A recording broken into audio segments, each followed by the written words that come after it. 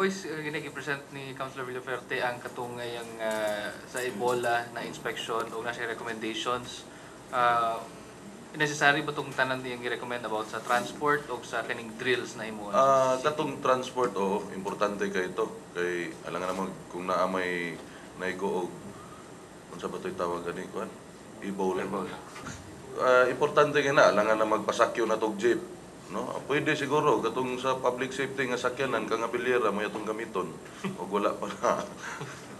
Pero importante kayo, no, muna ako silang gihangyo before we started the session, atong gihangyo atong mga kauban ng councilor nga magpasok resolution para ato niya akong gihangyo pud si Councilor Villafuerte na ipatawag ang treasurer to certify na naatay kay muhatag man PCSO ambulance pero kinahanglan naatay counterpart na 40%. So atong ipa-certify sa city treasurer kung naabot tay kwarta nga mahatag para anang ato ang ambulance para anang specific purpose anang mga kuyaw na mga sakit.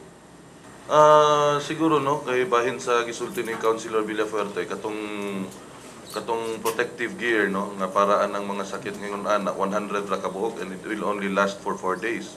So kung 1,500 sa tanaw na kung kinahanglan kita mag-allocate og funds para sa ato ang mga health workers, labi na gyud sa mga barangay.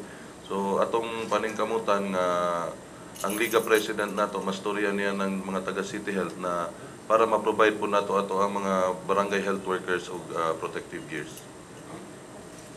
Mga magkano yung nasa isip mo na allocations?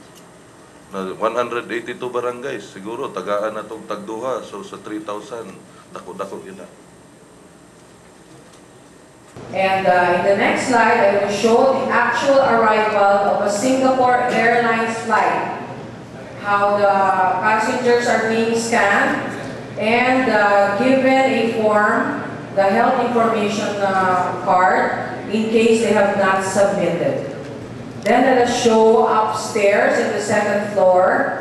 Okay, this is the rest of the passengers. And in the next slide, at the second floor, let me show you the actual tube and the airline that arrived and the 2 officers from the quarantine office that make sure that all passengers are given the form and are filling it up.